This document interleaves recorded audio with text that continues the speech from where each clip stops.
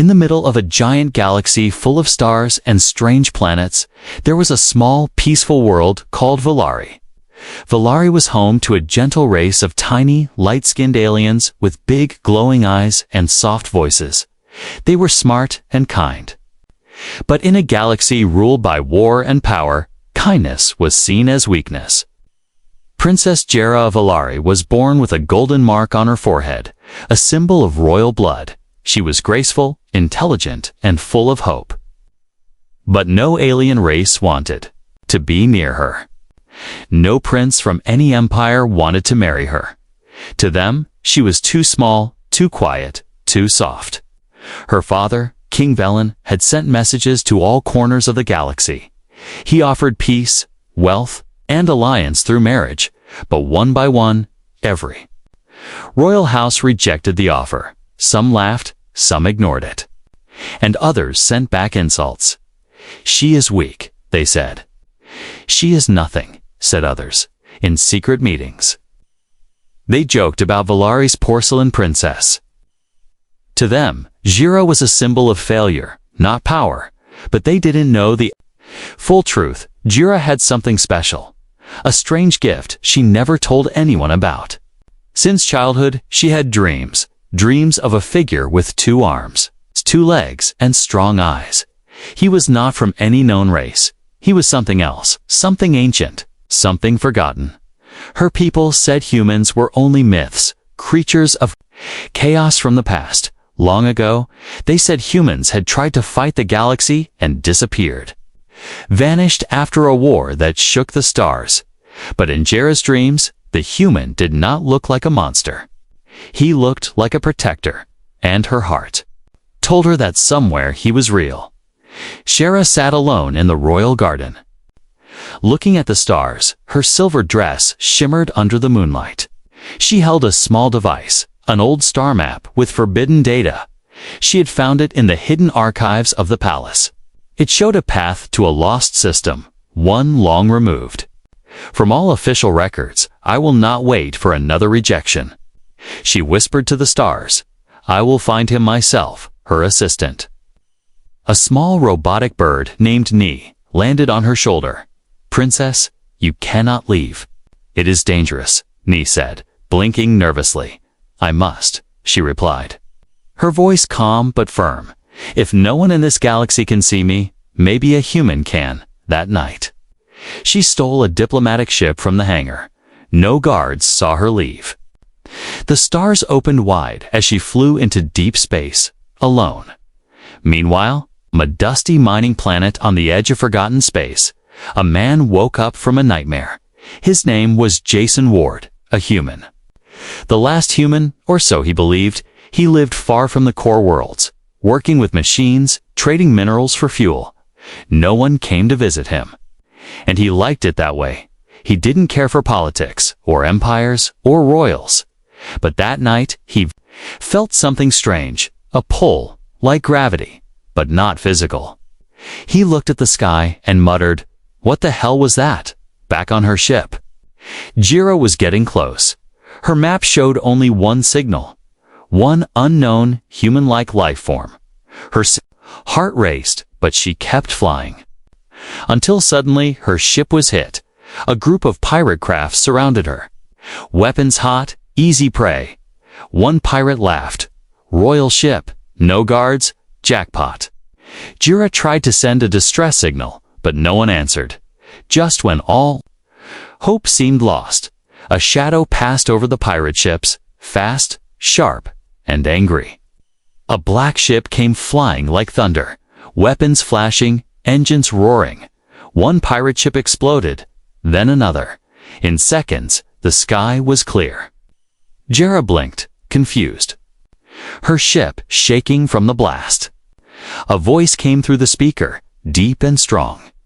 "This is Commander Jason Ward." The voice said, "Who the hell are you, and why are you flying royal colors in this part of space?" Jera smiled through her fear. She had found him. The galaxy had rejected her, but maybe, just maybe, the myth was real, and the human was not a monster. He was her last hope. Jason Ward stood at the edge of a broken cliff, watching the twin suns rise over the dusty world of Torax 9. The wind carried sand through the air like whispers, scratching against his armor. Everything here was dead. The mines, the machines. The people, except him. He was the last human anyone had seen in centuries. Most believed his kind were gone, wiped out in the Great Collapse. But Jason had survived, and he never told anyone how. He lived alone, repairing old equipment, trading spare parts to passing smugglers. They didn't know who he was, and he liked it that way. He didn't need friends, or allies, or memories. But something felt wrong today. His comlink was blinking. Red, picking up a strange royal signal that shouldn't be possible. This part of space had no royalty. Only thieves, criminals, and forgotten things. He followed the signal in his small black ship, built for war and silence. The trail led him to burning wreckage and a Royal Volari ship surrounded by pirates. Jason didn't ask questions. He just attacked. His ship moved like a shadow, fast and deadly. 3 pirates down in under a minute. The others ran before he could reach them. He didn't care. He had done enough killing in the last war. As smoke cleared, he scanned the Volari ship. One life form, faint, but alive. He opened a channel, his voice low and cold. "This is Commander Jason Ward," he said. "State your name and purpose." Inside the ship, Princess Jira sat still, her hands shaking just slightly. Her royal gown was torn, her hair loose from the blast. But her eyes were steady. "I am Princess Jira of Volari," she said calmly. "I came looking for you." Jason stared at the screen, confused and suspicious. "No one comes looking for me," he said, "especially not a royal." Jira nodded. "Slowly, I saw you in my dreams," she said. "I know it sounds impossible, but I believe you are the one who can help me." Jason narrowed his eyes. "I'm not a hero," he said. "I'm not even a good man." Jira looked down, her voice soft. "Then help me because no one else will." Jason sighed, pulled off his gloves, and leaned back. He remembered another time, another girl asking for help, and how it ended. In Fire and Blood, he didn't trust her, but there was something in her eyes. Not fear, not weakness, something else, a kind of quiet strength. He landed and boarded her ship, his boots echoing on the metal floor when he saw her up close. He was surprised. She was smaller than he expected, but her presence filled the room. She stood tall. Even though she was trembling slightly, Jason scanned her crest, real royal seal. "No fake. You're far from home, princess," he said, "and you just made some dangerous enemies." Jira took a deep breath. "My people rejected me," she said. "The galaxy laughs at me, but I don't want their crowns. I want to save my world, and I think you're the only one who can help me." Jason crossed his arms, his voice sharp. "Why would I help an alien princess?" Jira stepped forward, her voice firm now. "Because you're not just human, you're the last human. Your name still scares the empires. And maybe, deep inside, you still care." Jason turned away. Silent, he looked out at the stars, remembering the burning skies of Earth. He had buried his past long ago, but her words scratched at something he thought was gone. He didn't answer her, not right away. But he didn't leave either. Later that night, Jira sat alone. Watching a hologram of her home planet, Volari was dying. Not from war, but from silence. Without an alliance, without leadership, it would collapse. Jason watched her from the doorway. He saw how she stared at her world, the same way he once looked at Earth, and for the first time in years, he felt something close to purpose. Maybe she was different. Maybe she wasn't like the others. He walked in slowly, dropped a datapad on the table. "Your ship's busted," he said. "I'll fix it, but we leave in 3 days." Jira looked up in surprise. "Where are we going?" she asked. Jason stared at the stars to find the people who still remember what humans can do. Because if we're going to save your world, we'll need more than just a princess. We'll need an army. Jason's workshop was quiet except for the hum of old machines. Rust-covered engines sat like forgotten beasts, half dead, half waiting. Wires hung from the ceiling like vines, and the smell of burned fuel filled the air. Yara stood still in the corner, watching Jason work on her broken ship. She didn't speak. Not yet. She knew better than to interrupt him. For 2 days, he hadn't asked her anything. No questions about her planet, her people, or why she came all this way. But Jira wasn't just waiting. She was studying him, just like he was studying her. He moved like a soldier, precise, fast, controlled. But his eyes, they carried weight like someone who had seen too many friends die. Too many dreams burn. Finally, on the 3rd day, Jason threw down his tools and faced her. "Ship's ready," he said, wiping his hands with a rag. "But I'm not flying anywhere without a reason." Jira stepped forward, her hands folded calmly. "My uncle is trying to take my throne," she said. "It's already taken my counsel and my voice. If I don't return soon, Valari." "We'll fall into darkness." Jason raised an eyebrow, unimpressed. "So you want me to babysit your war?" Jira shook her head. "No," she said softly. "I want you to teach me how to win it." Jason tilted his head. "Teach you," he repeated. "You mean fight?" "Yes," she said. "I was raised in peace, in gardens, behind walls. But I'm done waiting for others to protect me. I want to become something more, something the galaxy won't ignore." Jason stared at her for a long moment. There was no fear in her voice, only fire. He liked that, but liking something didn't mean trusting it. "You're asking a lot from a man you just met." He said, "I'm not the hero you saw in your dreams, princess. I've done things I don't regret."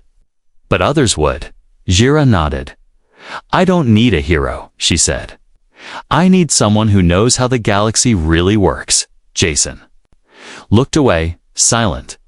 Then, slowly, he turned and reached into an old locker. He pulled out a steel box, heavy and marked with scratches.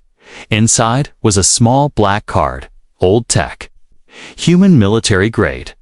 "This is access to one of the old human vaults," he said. "It has weapons, data, and records the galaxy would pay billions for. I've been holding on to it." Jira looked at it, confused. "Why are you showing me this?" Jason dropped the card in her hand. "Because I'm going to make you a deal," he said. "You help me unlock what's inside, and I'll train you. I'll take you back to Valari. I'll stand by your side, but on one condition." Jira blinked. "What condition?" Jason leaned in, voice low and sharp. "If you ever lie to me, I walk. If you hide something, I disappear." Jira didn't hesitate. "I agree," she said, her grip tightening around the card. "You'll have the truth, even if it hurts." Jason nodded once. "Good," he said. "Because truth is the only thing that survives out here." Later that night, they began their first training session. Not with weapons, but with decisions. Jason laid out maps of alien routes, bounty hunter networks, black market lines. He taught her how to read intentions, how to see betrayal before it happens. She listened, focused, asking smart questions, and then came the combat training. Jera was small, but quick. She had never thrown a punch before, but by the end of the night, her knuckles were red, her arms sore, and her eyes sharper. Jason stood over her, hands on hips. "Not bad," he said. "Still weak, but not helpless." Jira smiled through. "The pain, I can work with that," she said. But unknown to them, far above, in orbit, a cloaked ship hovered in silence. A single figure stood inside, watching their heat signatures on a glowing screen. He wore armor marked with the symbol of the Obsidian Circle, elite bounty killers known for hunting royal blood. He tapped his comm device, target located. He said coldly, "Princess is alive." A voice answered, metallic and cruel. "Good," it said. "Follow her, but don't kill her yet. And if the human gets in the way, erase him." Asterisk, the throne of Volari was still shining, but the heart of the palace had begun to rot. In the grand court where peace once ruled, whispers of betrayal now echoed through golden halls. And sitting on the high seat, dressed in royal colors that did not belong to him, was Lord Kyrox Jera's uncle. He was tall, silver-skinned, and smiled too easily. Many believed he had once served Volari with honor. Albeit since Jera's disappearance, he had declared her missing, presumed dead, and now he ruled as regent, temporary, claimed, but already acting like king, behind closed doors. Kyrax was making deals with off-world warlords. He promised them land, influence, and technology if they helped him keep the throne. Volari's peace was being sold piece by piece, and no one inside the palace dared speak out. But far from the Golden Court, on a wild jungle moon called Drexen 5, Jason and Jera were fighting for survival. Their ship had landed only hours ago. Jason had brought her here not to hide, but to test her. The planet was a haven for outlaws and spies, a place where truth was dangerous. And everything had a price. "Why are we here?" Jera asked, wiping sweat from her face. They had just finished escaping a nest of venom wasps, the sixth danger that day. Jason pointed to a glowing tower in the distance, "Because the man up there has proof your uncle betrayed you." Jera's eyes narrowed. "Proof?" she repeated. "You knew and didn't tell me." Jason gave a small shrug. "You said you wanted to be ready," he said. "Well, now's your chance." The tower was protected by mercenaries with cybernetic weapons and no loyalty. Jason didn't rush in. Instead, he taught Jera how to watch, how to wait, how to move without being seen at night. They hid beneath the roots of giant trees by day. They crawled through tunnels used by old rebels. Jera's royal robes were now replaced by combat gear, her hair tied back, her face dirty but focused. Finally, after 3 days of hiding and planning, they reached the tower. Inside, they met a shadowy figure named Cern Vec. He had once been a royal record keeper before Kyrax accused him of treason. "I know your face, princess," Cern said with a raspy voice. "I thought they killed you." Jera stepped forward, her voice steady. "I came back to take back what's mine," she said. "But I need the truth, and the people willing to speak it." Cern opened a data crystal, showing hidden footage in the recording. Kyrax stood in the throne room with off-worlders. He laughed as he signed secret treaties. He declared Jera too weak to lead, and spoke of turning Volari into a military empire. Jera's hands curled into fists. She didn't cry. Not this time. She had no tears left. Jason put a hand on her shoulder. "You have the proof now," he said, "but you still need a way back." Cern nodded. "There's one route," he said. "Old smuggler lanes under the royal city, forgotten by most. But if Kyrox finds out you're alive, he'll send assassins." Jason smiled without humor. "He already has," he said. He tossed a burned-out tracker onto the table, one he had pulled from their ship's hull just that morning. Jera looked at it, her jaw tight. "They're already coming," she said. "We need to move fast." Back on Volari, Lord Kyrox stood before a mirror. Dressing in full royal armor, an aide approached him, pale and trembling. "My lord, a bounty hunter failed to report in," he said. And a coded message just came from Drexen 5. Kyrox narrowed his eyes. "Speak, the girl," the aide whispered. "She's alive." Kyrox didn't blink. He simply smiled and said, "Then let the game begin." He walked toward the royal chamber, his cape trailing behind him. "Send word to the Obsidian Circle," he said coldly. "I want her brought back or buried." Jason had flown through asteroid storms, enemy fleets, and pirate traps. But nothing prepared him for the moment he saw it, a signal blinking in a hidden frequency. Buried deep inside Jera's ship systems, it wasn't Volari tech. Or Corex's tracker. It was Earth-coded, something that should not exist. Jira stood beside him, watching the strange symbols scroll across the screen. Her eyes were full of questions. But Jason's face had already gone pale. "This code," he said slowly. "It's old military level. It's from the last human resistance group." "I thought they were gone," Jira whispered. Jason nodded. "They were, or they went underground. This signal is a call," he said. "And it's meant for me." The journey took them through silent sectors of space, through wrecked stations and long-dead satellites. They arrived at a hidden moon. No name, no light, just darkness and silence as they landed. Jason was met with guns aimed straight at his chest. A group of armed humans surrounded them, faces worn, armor patched, but strong. Then a woman stepped forward, tall, dark-eyed, carrying herself like a commander. She looked at Jason, not with fear, but with fire. "Jason Ward," she said. "You're supposed to be dead." Jason gave her a half-smile. "Been hearing that a lot lately." Her name was Captain Rhea Solis, a former Earth general who had vanished after the collapse.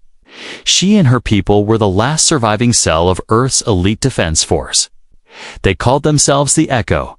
They had lived in hiding for decades, preparing for the day they would rise again.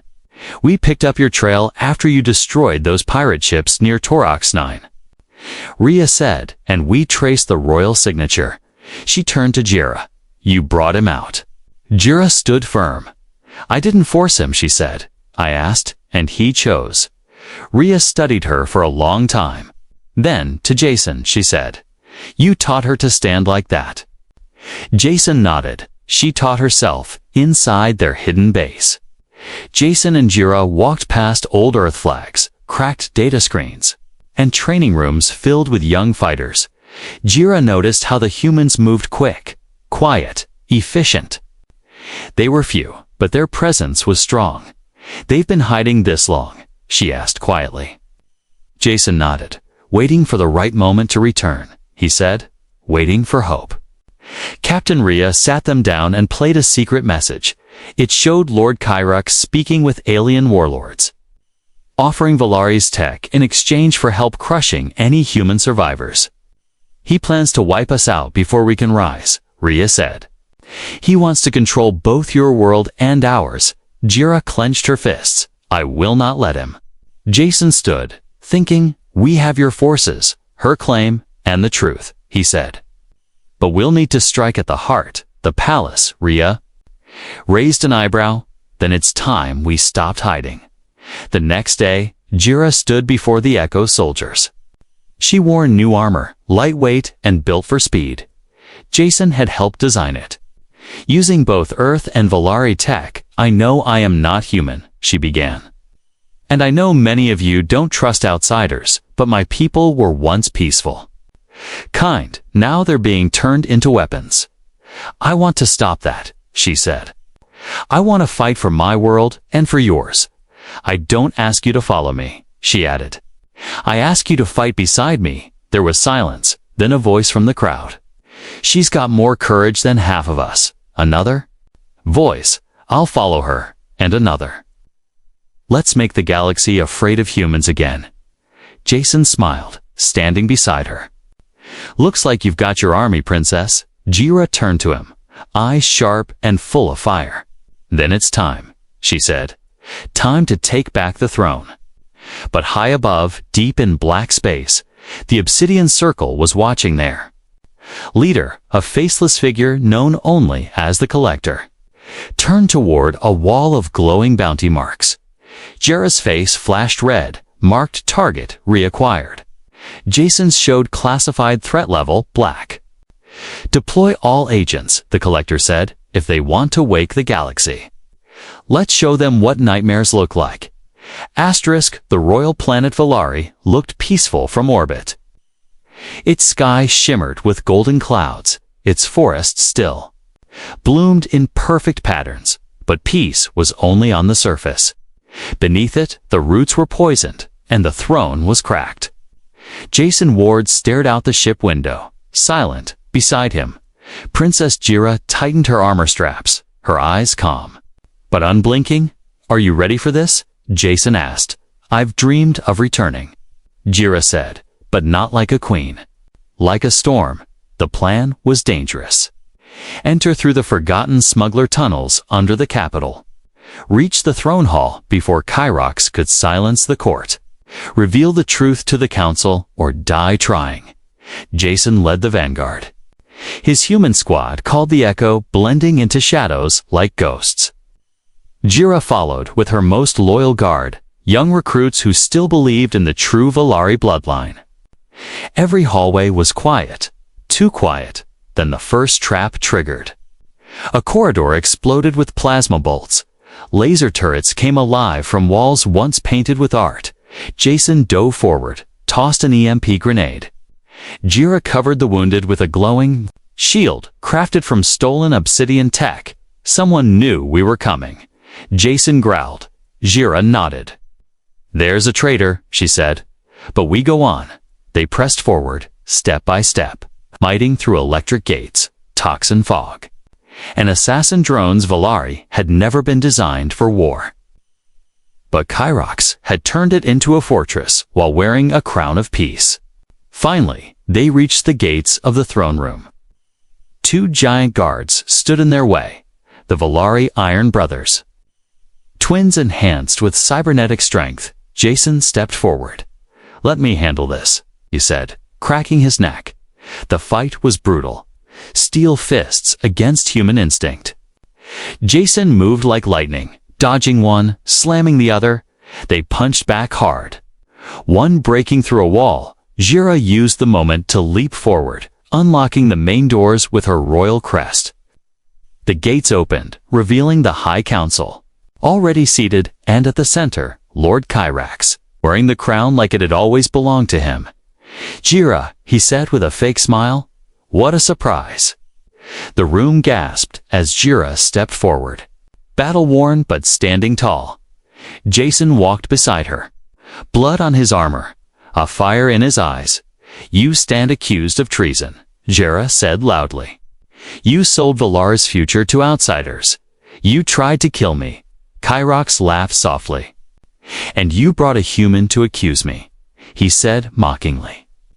"The same race that destroyed planets." Jira held up the data crystal. It projected Kyrex's secret meetings, his deals with off-world warlords.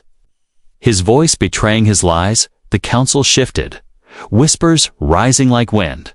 But then, boom, an explosion hit the chamber wall. Obsidian agents burst through black-armored. Assassins, silent and fast. The Collector had arrived. They weren't here to take prisoners. Jason pulled Jira behind the throne pillar. They sent the entire circle. He shouted. Jira drew her energy blade. "Then we end this now." The final battle raged within the palace. Jason moved like fire, taking down obsidian warriors with precision and rage.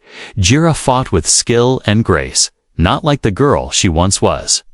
Now she was a queen, forged in chaos, one by one. Her guards fell, but so did the assassins. The council fled, the walls cracked. Smoke filled the air, and in the middle of it, Jira faced Kyrox blade to blade. He was stronger, more trained, but not smarter. She used his pride against him, lured him into open ground, and with one final strike, disarmed him. He fell to his knees, the crown rolling across the floor. Jira picked it up, not with pride, but with pain. "I never wanted power," she said. "I wanted peace." Kyrox looked up, bruised and broken. "And now?" he whispered. "You'll learn that peace always ends." Before she could answer, he activated a bomb hidden in his armor. Jason jumped forward and tackled Jira out of the blast radius. The throne room shook, parts of it collapsing. When the smoke cleared, Jira stood up slowly. Jason was lying nearby, blood dripping from his side. She ran to him, pulled him close. "You saved me," she whispered. "Someone had to." Jason said with a faint smile. But next time, let's skip the explosions. Jira laughed through tears, holding his hand. The echo arrived seconds later. Securing the chamber, the crown now lay at her feet. Cracked but whole, the court slowly returned. Silent and wide-eyed Jira picked up the crown and placed it on her head, not as a symbol of power, but as a promise. "I am Queen Jira of Valari," she declared, "and from this moment, no planet, no species, no soul shall be rejected again." The fires in the royal palace had been put out. The blood was washed from the marble floors. The shattered throne room was rebuilt, stone by stone. But some cracks were left untouched. Queen Jira had ordered it that way. She said it would remind Valari that peace comes at a price, and that truth, once broken, should never be forgotten. In the capital square, flags of many worlds now waved. Alien ambassadors walked freely beside Valari nobles. For the first time in centuries, trust was growing, not because of war, not because of fear, but because of her. She had proven that kindness was not weakness, that compassion could stand beside power. But even in victory, her heart was heavy. Jason Ward was leaving. He stood at the edge of the royal platform, overlooking the city. His armor was cleaned, but the scars beneath it remained. Jira approached, her crown shining in the morning light, but her eyes were quiet. "You could stay," she said softly. "We have room for you here." Jason smiled, but it didn't reach his eyes. "I'm not made for courts," he said. "I belong out there, where things are still broken." Jira looked down. "I thought we could build something here." "You already did," Jason said. "You built a world where no one gets rejected." He turned to leave. But she stepped forward and placed something in his hand, a small silver token shaped like her crest. "This will open any gate on Valari," she said, "anytime, day or night." Jason looked at it, then at her. "And if I use it," he asked, "what will I find?" Jira's voice was steady. "A world that still believes in you," she said, "and a queen who never forgot." As his ship rose into the sky, people gathered in the square below. Some waved, some bowed, but Jira just stood there, watching the man who had once been a myth, a human who had returned not to destroy, but to protect. Years passed. Under Queen Jira's rule, Valari became a symbol of unity, not the strongest, not the richest, but the first to invite every race into its council. Even the Obsidian Circle vanished, dissolved after the queen pardoned the lowest of its ranks and offered them purpose. She built peace, but she also built defense, not for war, but to ensure no one else would be silenced the way she once was.